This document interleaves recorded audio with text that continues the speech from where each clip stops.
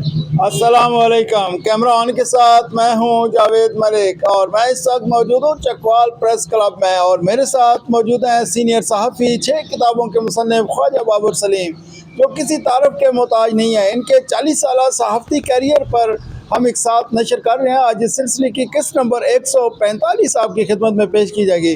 खाई साहब, हमारे जो डिप्टी कमिश्नर थे चकवाल महमूद जावेद भट्टी, वो रुखसत हुए हैं और उनकी जगह नए डिप्टी कमिश्नर आए हैं, थोड़ा बताइएगा।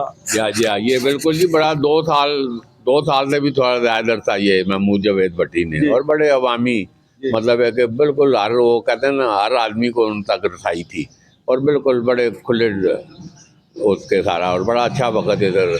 हालांकि ये सियासी दौर था जिससे हमने जिक्र किया, बड़ा पार्लियामेंटेरियन लो सारा इलेक्शन भी बलजाती उन्होंने करवाए और बड़े वो मुश्किल बलजाती इलेक्शन थे मगर बड़े भरपूर। तो ये अब उमर जहांगीर से पहले ADCG चकवाल भी रहे हैं। अच्छा। तो ये ADCG उस वक्त एडमिनिस्ट्रेटर भी बल्दिया के होते थे। तो ये बड़ा मशहूर था इनका, वो जनरेटर चलाने पे वो कोई बिजली गई तो ये उधर वो जो उधर कमेटी बाग के साथ एक अच्छा वो जिला नाज़म सरदार अब्बास भी उधर कैंप आफत उन्होंने बनाया हुआ था अपनी नाजमी के दौर में। तो वो बड़ा अच्छा मतलब है रेजिडेंशियल। तो ये उमर जहांगीर एज एडमिनिस्ट्रेटर उधर राश वजीर थे। तो वो लोड शेडिंग का दौर था, वो बिजली गई तो वो उसने वो जनरेटर स्टार्ट करने में बंदे ने कोई थोड़ी सी ताखीर की, गर्मियों का मौसम था। तो वो उमर जहांगीर गुस्से में हो गए, एक दो को धप्पे भी मार दिए। वो बंदा कंप्लेंट लेके इधर साथ DC के पास और काफ़ी रोला चला, मगर साथ ही फौरन तब्दील हो गए। अच्छा। उमर जहांगीर फौरन तब्दील हो गए थे उस वक्त। तो ये एक उनका इम्प्रेशन था कि बड़े। तो वो अब जब आए हैं तो योम कश्मीर इधर प्रेस क्लब में ये हर साल होता है। कश्मीर पे हम बड़े वोकल हैं, बड़ी इधर हर साल इधर हम 5 मई को रैली इधर सारा।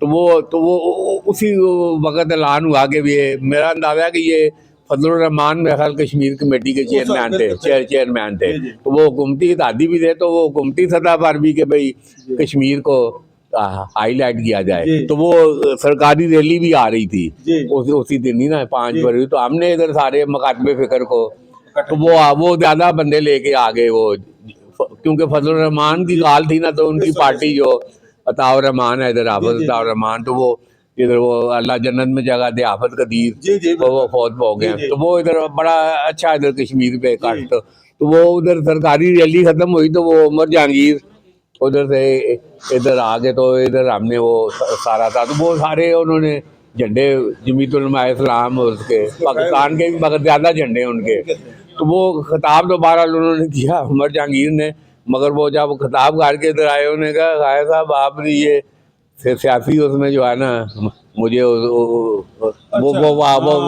खुंदक आ गए कि भाई क्योंकि अभी फजलुर रहमान के भी नारे जा रहे। हालांकि फजलुर रहमान ने तादी है हुकूमत के, ऐसी कोई बात नहीं थी, मगर वो जो उनका मजाज था तो बगैर केक काटे उमर जहांगीर इधर हमने कश्मीर का केक काटना था, बड़ा लेके आए हुए थे, उन्होंने काट के वो उधर चले गए। तो फिर ये रिकॉर्ड पर बात है कि वो जितना अर्सा फिर रहे हैं ना, 1.5 साल, हम भी फिर नहीं, मैं कम अज कम ना मैंने कहते हैं जितग्रान ही लगना पारे।